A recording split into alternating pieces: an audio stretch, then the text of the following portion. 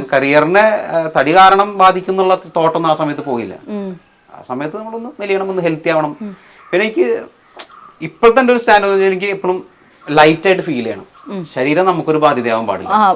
അതെന്താ ആ ഒരു തോട്ട് വരാനായിട്ടുള്ള എന്തെങ്കിലും ഒരു റീസൺ ഉണ്ടാവുമല്ലോ? ആദ്യം എന്ന് പറഞ്ഞാൽ ഹെൽത്ത് കോൺഷ്യസ് ആയിരുന്നു. കുറച്ച് ഹെൽത്തി ആവണം, എപ്പോഴും കുറച്ച് നമ്മുടെ ഫിഗർ ഒന്ന് മെയിൻറ്റെയിൻ ചെയ്ത് പോകണം എന്നുള്ളതായിരുന്നു. പക്ഷെ ഇപ്പോൾ എൻ്റെ അച്ഛൻ റീസെൻ്റ്ലി മരിച്ചു ജനുവരിയിൽ. അപ്പോൾ അതിന് അച്ഛൻ ഒരു 3-4 വർഷമായിട്ട് അച്ഛൻ കിഡ്നി പേഷ്യൻ്റ് ആയിരുന്നു.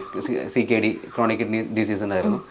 ആദ്യം ഒരു ഹാർട്ട് ഫെയിലിയറിന് തുടങ്ങി, പിന്നെ അത് കിഡ്നി ഫെയിലിയറായി മാറി, പിന്നെ അത് ഗാൾ ബ്ലാഡർ ഇഷ്യൂ ഇൻഫെക്ഷൻ ആയിട്ട് അത് റിമൂവ് ചെയ്യേണ്ടി വന്നു. അങ്ങനെ ഒരു 3 വർഷത്തോളം ഹോസ്പിറ്റലിൽ തന്നെയായിരുന്നു ഇവിടെ തൃശ്ശൂർ ദയാല്.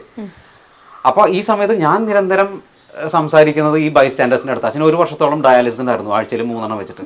അപ്പോൾ ഈ ഡയാലിസിസ് പ്രോസസ്സിൽ ഡയാലിസിസ് പേഷ്യൻറ്റിനേക്കാളും സഫർ ചെയ്യണത് പുറമേയുള്ള ബൈസ്റ്റാൻഡർ. ഒരു ബൈസ്റ്റാൻഡർ എപ്പോഴും പുറത്തേക്കണം. ഈ 5-6 മണിക്കൂർ നമ്മൾ ഈ പേഷ്യൻ്റ് എന്തെങ്കിലും ആകുമ്പോൾ നമുക്ക് ഇഷ്ടപ്പെട്ട ഒരു വ്യക്തിയാണല്ലോ അവിടെ നടത്തിക്കൊണ്ടിരിക്കുന്നത്. അവർക്ക് ഈ ഡയാലിസിസ് ചെയ്യുന്ന സമയത്ത് കാർഡിയക് അറസ്റ്റ് വരാം, അവർക്ക് എന്താ പറയുക പ്രഷർ ലോ ആവാം, ഷുഗർ ലോ ആവാം, എന്ത് വേണമെങ്കിൽ സംഭവിക്കാം. അപ്പോൾ ഇതൊക്കെ നമ്മൾ ഈ 5-6 മണിക്കൂർ കോൺസ്റ്റന്റ് ആയിട്ടുള്ള സ്ട്രെസ്സിലാണ് നമ്മൾ ഇരിക്കണേ, ബൈസ്റ്റാൻഡർ. അപ്പോൾ പിന്നെ ഞാൻ സംസാരിക്കുന്നത് കൂടുതൽ ഈ മറ്റ് ബൈസ്റ്റാൻഡേഴ്സ് സംസാരിക്കുമ്പോഴാണ് നമ്മൾ ഈ കഥകൾ മാത്രം കേൾക്കുന്നുള്ളൂ. ഒരു 3 വർഷമായിട്ട് ഈ ക്യാൻസർ പേഷ്യൻസിന്റെയും കിഡ്നി പേഷ്യൻസിന്റെയും ഇവർ അനുഭവിക്കുന്ന പ്രശ്നങ്ങൾ, ഇത് കൂടുതൽ ഫൈനാൻഷ്യൽ ക്രൈസിസ്. കാരണം ഇത് ഫ്രീ ഒന്നല്ല, നമുക്ക് എങ്ങനെ പോയാലും മന്ത്ലി ഒരു 50,000 ചെലവുണ്ട്, ആഴ്ചയിൽ 3 ഡയാലിസിസ് പറഞ്ഞു പോകുമ്പോൾ. അതില്ലാത്തവർക്കും കൂടെ ആണെങ്കിൽ പൈസയുടെ ബുദ്ധിമുട്ട് വന്നു കഴിഞ്ഞാൽ പിന്നെ അതായത് ഇപ്പൊ ഞാൻ അന്ന് അവിടെ ഡയാലിസിസ് പേഷ്യന്റിന്റെ കൂടെ ഇരിക്കുമ്പോൾ ഉണ്ടായിരുന്ന ഒരു പേഷ്യന്റിന് സഹായം ചോദിച്ചിട്ട് ഇവിടെ വണ്ടികളിൽ പോകുമല്ലോ. ഒരു പ്രാവശ്യം എൻ്റെ വീട്ടിലേക്ക് വന്നിട്ടായിരുന്നു. അപ്പോൾ നമ്മൾ ഇത് നമ്മുടെ മറ്റേ ചെക്കനല്ലേ ഡയാലിസിസ്. കാരണം അങ്ങനെയുണ്ട്, ഫൈനാൻഷ്യലി സ്ട്രഗിൾ ചെയ്യുന്ന ആൾക്കാരും ഉണ്ടാവും. ഈവൻ ഒരു മിഡിൽ ക്ലാസ് ആളുകൾ പോലും കുറച്ച് നാൾ കഴിയുമ്പോഴത്തേക്ക് ഡൗൺ ആവും. എങ്ങനെയാണ്? കാരണം ആൾക്കാരെ ജീവിപ്പിച്ചേ പറ്റുള്ളൂ, നമുക്ക് ഇഷ്ടമുള്ള ആൾക്കാരെ നമ്മൾ ജീവിച്ചേ പറ്റുള്ളൂ. അപ്പൊ ഈ തോട്ടൊക്കെ വന്നപ്പോൾ എനിക്ക് ഇപ്പോഴത്തെ ഒരു മൈൻഡ് സെറ്റ് എപ്പോഴും നമ്മൾ ലൈറ്റ് ആയിട്ട് ഇരിക്കുക. നമ്മുടെ ശരീരം നമുക്കൊരു ബേർഡൻ ആവാൻ പാടില്ല. മാക്സിമം നമ്മൾ ഹെൽത്തി ആയിട്ടുള്ള ലൈഫ് സ്റ്റൈൽ ഫോളോ ചെയ്ത് പോവുക. എപ്പോഴും ഇങ്ങനെ ഒരു നമുക്ക് ബേർഡൻ ആവാത്ത രീതിയിൽ ശരീരത്തിനെ കൊണ്ടുനടക്കുക, ശരീരത്തിന് മൈൻഡിന് സ്ട്രെസ് ഫ്രീ ആയിട്ടിരിക്കുക. അപ്പൊ അങ്ങനത്തെ ഒരു ആഗ്രഹം ഉണ്ട് ഇപ്പോൾ. അത് ഈ ഇൻസിഡന്റ് തന്നെ ഒന്നുകൂടി കൂടുതൽ കോൺഷ്യസ് ആക്കി ലൈഫിന്. അപ്പൊ അച്ഛന് തടിയുള്ള കൂട്ടത്തിലായിരുന്നോ? അച്ഛൻ വണ്ണുള്ള കൂട്ടത്തിലായിരുന്നു. പിന്നെ അച്ഛൻ അങ്ങനെ ആരും ഒന്നും അതായത് അധികം ശരീരം ഒന്നും ശ്രദ്ധിച്ചിടുന്നൊന്നുമില്ല. നമ്മളെങ്ങനെ പറഞ്ഞാലും പണ്ടത്തെ ആൾക്കാരാണ്, ഭയങ്കര വാശിയും അങ്ങനെയൊക്കെ ആയിരുന്നു. അപ്പൊ അച്ഛനൊന്നും ശ്രദ്ധിച്ചിടുന്നൊന്നുമില്ല. പക്ഷെ പുള്ളി ആ സമയത്തും തമാശകളൊക്കെ പറഞ്ഞായിരുന്നു. അതൊക്കെ എൻ്റെ അച്ഛനല്ലേ. അപ്പൊ അതും കൂടെയാണ് ലൈഫിൽ ഒരു കുറച്ചുകൂടെ മോട്ടീവ് വന്നല്ലേ? ഇപ്പൊ ഒന്നുകൂടിയും അത് ഞാൻ എല്ലാവരോടും പറയണ ഒരു സംഭവം തന്നെയാണ്. അത് നിങ്ങൾ എന്തിനാണ് വെറുതെ ഇതിനൊക്കെ റിസ്ക് എടുക്കണേ? ഇപ്പൊ ഞാൻ പറയുന്ന ഒരു ഫോർമുല ഉണ്ട്. അതായത് നമ്മൾ നല്ലോണം ശ്രദ്ധിച്ചതിന് ശേഷം നമുക്ക് അസുഖം വരികയാണെങ്കിൽ നമുക്കതിനെ വിധി എന്ന് പറയാം. നമ്മൾ ഒട്ടും ശ്രദ്ധിക്കാതെ നമുക്ക് അസുഖം വന്നു കഴിഞ്ഞാൽ നമുക്കതിനെ വിധി എന്ന് പറയാൻ പറ്റില്ല. നമ്മളതിനെ നമ്മുടെ കയ്യിലിരിപ്പാണ്, നമ്മൾ വരുത്തി വെച്ച അസുഖമാണ്. എന്തിനാ വരുത്തി വെക്കണേ? നമുക്ക് വരാനുള്ളൊരു അസുഖമാണെങ്കിൽ വരും, അത് വരട്ടെ. പക്ഷെ മാക്സിമം ശ്രദ്ധിക്കുക. മാക്സിമം ശ്രദ്ധിച്ചിട്ട് എന്തിനാ ഇത്രയും ഈ ഫൈനാൻഷ്യൽ ക്രൈസിസിനും പിന്നെ ശരി ഈ ഫൈനാൻഷ്യൽ ക്രൈസിസ് പോട്ടെ, നമ്മൾ ഉണ്ടാവുന്ന ഈ മെന്റൽ ടെൻഷൻ എന്ന് പറഞ്ഞു കഴിഞ്ഞാൽ ചില്ലറ ഒന്നല്ലേ. സ്ട്രെസ്സും ഡിപ്രഷനും ഇതൊന്നും വരാൻ വേറെ ഒരു സ്ഥലത്തേക്കും പോകണ്ട. മാക്സിമം നമ്മുടെ ബോഡിനെയും മൈൻഡിനെയും ഇപ്പൊ ഈ കാര്യം പറഞ്ഞപ്പോൾ തന്നെ ഇപ്പം ഒബീസിറ്റി അല്ലാണ്ട് തന്നെ നമ്മളിപ്പോൾ നോക്കുകയാണെങ്കിൽ ഈ പറയുന്ന ഡ്രഗ്സിന്റെ ആണെങ്കിലും അങ്ങനത്തെ മറ്റു സംഭവങ്ങളുടെ ഒക്കെ യൂസസ് കൂടി വരികയാണല്ലോ. അപ്പോൾ ഈ ഒരു മാറ്റം നമ്മുടെ ന്യൂ ജനറേഷനിൽ ഇങ്ങനെ കാണുന്നില്ലേ? അതായത് ഞാനത് കണ്ടിടത്തോളം അവര് പെട്ടെന്നൊരു സെൻസ് ഗ്രാറ്റിഫിക്കേഷന് വേണ്ടിയിട്ട്, പെട്ടെന്ന് ഒരു ഡോപ്പമിൻ റേസ് ചെയ്യാൻ വേണ്ടിയിട്ട് എന്തൊക്കെയാണ് അതിലേക്ക് വേണ്ടിയിട്ടാണ് ഇപ്പോഴത്തെ യങ് ജനറേഷൻ പോയിക്കൊണ്ടിരിക്കുന്നത്. കാരണം അവർക്ക് ഇപ്പോൾ ഒരു സ്ക്രീൻ ടൈമിൽ 1 മിനിറ്റാണോ റീലെങ്കിലും അത് പോലും കാണാനുള്ള ക്ഷമയില്ല. എന്താണ് അതിന്റെ കണ്ടന്റ് എന്നുള്ളത് അറിയണം. അപ്പൊ പെട്ടെന്ന് അവരുടെ ഡോപ്പമിനെ കൂട്ടാൻ എന്ത് വേണം, അതിന് വേണ്ടിയിട്ടാണ് ഇപ്പൊ ഈ ചെറിയ അതായത് ഈ പുറമേയുള്ള സബ്സ്റ്റൻസുകൾ, സ്മോക്കിംഗ്, ഡ്രിങ്കിങ്, ഡ്രഗ്സ്, ടോക്സിക് ആയിട്ടുള്ള റിലേഷൻഷിപ്സ്, ഇതൊക്കെ നമ്മുടെ മൈൻഡിനെ ഡിസ്റ്റർബ് ചെയ്യുന്ന കാര്യങ്ങളാണ്. പക്ഷെ ഇൻ ദ ലോങ് റൺ നോക്കുമ്പോൾ ഇതൊക്കെ നമുക്ക് ഹാർംഫുൾ ആണ്. Anything which messes with your brain is not good for you. അത് ഒരു ബേസിക് ഫോർമുല എൻ്റെ ഏർലി സ്റ്റേജിൽ എനിക്ക് കിട്ടിയൊരു പാഠമാണ്. അത് ഒരു തവണ ഞാനിങ്ങനെ പണ്ട് ഞാൻ ഡ്രിങ്ക്സ് കഴിച്ചിരുന്നു. അപ്പോൾ ഡ്രിങ്ക്സ് കഴിഞ്ഞപ്പോൾ എന്തോ ഭാഗ്യത്തിന് എനിക്ക് എന്നെ അനലൈസ് ചെയ്യാൻ പറ്റി. അതായത് ഞാൻ ഉദ്ദേശിച്ചൊന്നല്ല എൻ്റെ വായിൽ വരുന്ന വാക്കുകൾ. ഞാൻ സംസാരിക്കാൻ ഉദ്ദേശമൊന്നല്ല ഞാൻ പറയണത്.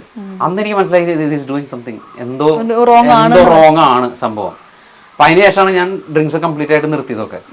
ഈ യോഗ ഒക്കെ തുടങ്ങുന്നതിന് മുന്നേ വെയിറ്റ് ലോസിനൊക്കെ മുമ്പ്. വെയിറ്റ് ലോസിനൊക്കെ മുന്നേ ഞാൻ ഇൻഡസ്ട്രിയിൽ വന്ന് ഫസ്റ്റ് പടം തന്നെ സൂപ്പർ ഹിറ്റ് ആയി, റിലീസായ പടം തന്നെ സൂപ്പർ ഹിറ്റ് ആയി. അപ്പൊ എങ്ങനെ പോയാലും നമുക്ക് ചെറിയൊരു പ്രൈഡും സംഭവങ്ങളൊക്കെ നമുക്ക് കൂടുമല്ലോ.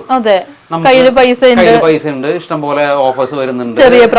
ചെറിയ പ്രായം, യങ് ആണ്, നമുക്ക് സക്സസും വന്നു, നെയിം ഫെയിം ഒക്കെ വന്നു, വെളിയിലിറങ്ങിയ ആളുകൾക്ക് അറിയാം, ഇതൊക്കെ വരുന്നുണ്ട്, റെക്കഗ്നിഷൻ വരുന്നു. അപ്പോൾ എന്തായാലും നമ്മുടെ പ്രൈഡ് ഒന്ന് കൂടും. പക്ഷേ എനിക്കത് മനസ്സിലായി, ഇത് ഇങ്ങനെ പോവുകയാണെങ്കിൽ ഞാൻ റോങ് ആയിട്ടുള്ള വേയിലാണ് പോണത്, ഇത് ഒരിക്കലും എനിക്ക് നല്ലത് ചെയ്യൂല. അപ്പോൾ അതിന് വേണ്ടിയിട്ടാണ് ഞാൻ പിന്നെ ഈ എന്താ പറയുക, നമുക്ക് ഇഷ്ടമുള്ള മാർഗ്ഗങ്ങൾ, അതായത് സ്പിരിച്വലി സീക്കിങ്, ആ പ്രാക്ടീസ്, സാധനാസ് പ്രാക്ടീസ് ചെയ്യുക. പിന്നെ ബോഡി ട്രാൻസ്ഫോർമേഷൻ വന്നപ്പോഴാണ് എൻ്റെ മൈൻഡും ട്രാൻസ്ഫോം ചെയ്യാൻ തുടങ്ങിയത്. ഈ സബ്സ്റ്റൻസിന്റെ കാര്യം പറഞ്ഞപ്പോഴും ഡ്രഗ്സിന്റെ കാര്യം പറഞ്ഞപ്പോഴും സ്മോക്കിന്റെയും ഡ്രിങ്ക്സിന്റെ ഒക്കെ കാര്യം പറഞ്ഞ കൂട്ടത്തിൽ തന്നെ ടോക്സിക് റിലേഷൻഷിപ്സിന്റെ കാര്യം ഈ കൂട്ടത്തിൽ തന്നെ ആക്കി. അതെ, വൈ? അത് നമ്മളെ മൈൻഡിനെ മെസ്സ് ചെയ്യുന്ന ഒരു കാര്യമല്ലേ. വി നോ ഈ റിലേഷൻഷിപ്പ് ശരിയല്ല എന്നുള്ളത് നമുക്കറിയാം, പക്ഷെ നമ്മൾ അതിന് മാറില്ല. വെള്ളടിയും സിഗരറ്റിലേക്ക് അങ്ങനെ തന്നെയല്ലേ, നല്ലതാന്ന് വിചാരിച്ചാൽ ആരും വലിക്കൊന്നുമില്ലല്ലോ. നമുക്ക് റിലേഷൻഷിപ്പ് മോശമാണെന്ന് നമുക്കറിയാം, പക്ഷെ നമുക്ക് അതിന് പുറത്തു വരാൻ പറ്റില്ല. എന്തോ ഒരു അറ്റാച്ച്മെന്റ് ഉണ്ട്. അത് ഇപ്പൊ നമ്മള് സ്പിരിച്വൽ വേൾഡിൽ പോവുകയാണെങ്കിൽ അത് നമുക്ക് കാർമിക്കാണ്, നമ്മുടെ കർമ്മകളെ കഴുകി കളയാൻ വേണ്ടിയിട്ട് നമ്മുടെ ലൈഫിൽ വന്നാണെന്നൊക്കെ വേണമെങ്കിൽ പറയാം. നമ്മൾ വിചാരിച്ചാൽ ആ റിലേഷൻഷിപ്പ് വേണമെങ്കിൽ കട്ടാക്കാം എന്നുള്ള കേസുള്ളൂ. അതെ, ഈ ഇപ്പൊ റിലേഷൻഷിപ്പ് എന്ന് പറയുമ്പോൾ അത് ഒരിക്കലും ഒരു എന്താ പറയാ ബോയ് ഗേൾ ലവ് റിലേഷൻഷിപ്പ് മാത്രമായിരിക്കില്ല ടോക്സിക് റിലേഷൻഷിപ്പ്. ഫ്രണ്ട്സ് ഉണ്ടാവും, ഈവൻ പേരൻസ് ആയിട്ടുള്ളത്, എല്ലാം പലതരത്തിലുള്ള ടോക്സിക് റിലേഷൻഷിപ്പ് ഉണ്ട്. ഇൻ യുവർ പെർസ്പെക്റ്റീവ് എന്താണ് ആ ടോക്സിക് റിലേഷൻഷിപ്പ്? ടോക്സിക് റിലേഷൻഷിപ്പ് എൻ്റെ പേഴ്സ്പെക്റ്റീവില് നമ്മളല്ലാതാക്കി മാറ്റുന്ന റിലേഷൻഷിപ്പ് ഒക്കെ ടോക്സിക് ആണ്. അത് ഇൻക്ലൂഡിങ് പാരൻസ് ആയിക്കോട്ടെ, ബോയ് ഫ്രണ്ട് ഗേൾ ഫ്രണ്ട് ആയിക്കോട്ടെ, ഫ്രണ്ട്സ് ആയിക്കോട്ടെ. ചില ഫ്രണ്ട്സുകൾ നമ്മളെ നിന്നിട്ട്, അതായത് നമ്മളെ പൈസയുള്ള സമയത്ത് മാത്രം നമ്മുടെ കൂടെ ഉണ്ടാവും, പൈസ ഇല്ലാത്ത സമയത്ത് ഇവരാരും ഉണ്ടാവില്ല. ഫോൺ വിളിച്ചാലൊക്കെ സംസാരിക്കാം, ആടാ അപ്പോൾ തിരിച്ചു വിളിക്കണം. നമുക്കതൊന്നും വേണ്ട, നമുക്ക് ആകെ ഒരു 2 മിനിറ്റ് സംസാരിക്കാനേ നമുക്ക് ഈ ആളെ ആവശ്യമുള്ളൂ. സംസാരിച്ചാൽ തീരാവുന്ന പ്രശ്നം ഉണ്ടാവുള്ളൂ. പക്ഷെ അതിന് പോലും സമയം ഉണ്ടാവില്ല. നമ്മൾ സക്സസ് ആണോ, നമുക്ക് നല്ല നെയിം ഉണ്ടോ, ഫെയിം ഉണ്ടോ, 4 ആൾക്കാർ നമ്മൾ വേണോ, നമുക്ക് നല്ല ഓഫേഴ്സ് ഉണ്ടോ, അപ്പൊ ഈ സോ കോൾഡ് റിലേഷൻഷിപ്പ് ഒക്കെ കൂടെ ഉണ്ടാവും നമ്മുടെ. അപ്പൊ അതൊക്കെ പറഞ്ഞു കഴിഞ്ഞാൽ ടോക്സിക് ആണ്. ശരിക്കും പറഞ്ഞാൽ നമ്മൾ ഫെയിലിയേഴ്സ് ലൈഫിൽ വരണമെന്ന് പറയാം. നമ്മളെ ഏറ്റവും ബോട്ടം ആയിട്ടുള്ള സ്ഥലത്തേക്ക് നമ്മൾ പോകണം, എങ്കിലാണ് ഈ ടോക്സിക് റിലേഷൻഷിപ്പ് ഒക്കെ ടോക്സിക് ആണോ അല്ലേ എന്നുള്ളത് നമുക്ക് അറിയാൻ പറ്റുള്ളൂ. അപ്പോൾ നമുക്ക് ഓരോരുത്തരായിട്ട് കട്ട് ചെയ്യാം. ഇത് മറ്റേ പ്രശ്നം ഉദ്ദേശിച്ചാണ്, ഇത് എനിക്ക് ആ പ്രശ്നം ഉണ്ടാക്കിയിട്ടുണ്ട്. അപ്പോൾ ഇതൊക്കെ റിലേഷൻഷിപ്പൊക്കെ മനസ്സിലാക്കാൻ വേണ്ടിയിട്ടും കൂടിയാണ് നമ്മുടെ ലൈഫിൽ നമുക്ക് ഫെയിലിയേഴ്സിനെ ദൈവം കൊണ്ടുവന്ന് തരുന്നത്. മനസ്സിലായി. അപ്പോൾ മനസ്സിലാക്കാം, അത് നമ്മൾ റിയലൈസ് ചെയ്തില്ല എന്നുണ്ടെങ്കിൽ പിന്നെ നമ്മൾ വീണ്ടും വീണ്ടും ആ ലൂപ്പിൽ കിടന്ന് കളിച്ചുകൊണ്ടേയിരിക്കും. അപ്പോൾ നമ്മൾ റിയലൈസ് ചെയ്യണം, ഇതാണ് ഇതൊക്കെ നമ്മളെ പഠിപ്പിക്കാൻ വേണ്ടിയിട്ടാണ്. Everything you see, everything you listen to is for your own knowledge, it's for you to learn. അത് എൻ്റെ ഒരു ഏർലി സ്റ്റേജിൽ കിട്ടിയൊരു നോളജാണ്. അപ്പോൾ എന്തും ഏതും എനിക്ക് പഠിക്കാൻ വേണ്ടിയിട്ടുള്ളതാണ്. എൻ്റെ ഈ ലൈഫിനെ, എൻ്റെ ഈ ബോഡിയും മൈൻഡിനെയും ട്രാൻസ്ഫോം ചെയ്യാൻ വേണ്ടിയിട്ടാണ് എല്ലാതും എൻ്റെ ചുറ്റും നടന്നുകൊണ്ടിരിക്കുന്നത്. See, we don't have control over the circumstances and the situations we are in. പുറമേ എന്ത് നടക്കുന്നു ഉള്ള സിറ്റുവേഷനോ സർക്കംസ്റ്റാൻസോ ഒന്നും നമ്മുടെ കൺട്രോളിലല്ല. അത് കുറേ പേര് ഇൻക്ലൂഡഡ് ആണ് ആ സിറ്റുവേഷനിലൊക്കെ. The only thing which we can control is our body and our mind. ഇത് നമ്മുടെ കൺട്രോളിലാണ്, നമ്മുടെ ബോഡി, നമ്മുടെ മൈൻഡ്. ഇതിനെ നമുക്ക് കൺട്രോൾ ചെയ്യാൻ പറ്റുകയാണെങ്കിൽ അത് നോക്ക്, അതേ നമുക്ക് ചെയ്യാൻ പറ്റുള്ളൂ. സിറ്റുവേഷൻ സർക്കംസ്റ്റാൻസ് ഒക്കെ വരട്ടെ, അതിനെ ഹാൻഡിൽ ചെയ്യാൻ വേണ്ടിയിട്ട് നമ്മുടെ ബോഡിനെയും മൈൻഡിനെയും നമ്മൾ പ്രിപ്പയർ ചെയ്യാണ് വേണ്ടത്. അതൊരിക്കലും വരാതെ പോകില്ല, അത് വരും. ടഫായിട്ടുള്ള സിറ്റുവേഷൻസ് ലൈഫിൽ വരും. അതിനെ ഹാൻഡിൽ ചെയ്യാൻ നമ്മുടെ ബോഡിനെയും മൈൻഡിനെയും പ്രിപ്പയർ ചെയ്യാം, അത്രേ നമുക്ക് ചെയ്യാൻ പറ്റുള്ളൂ.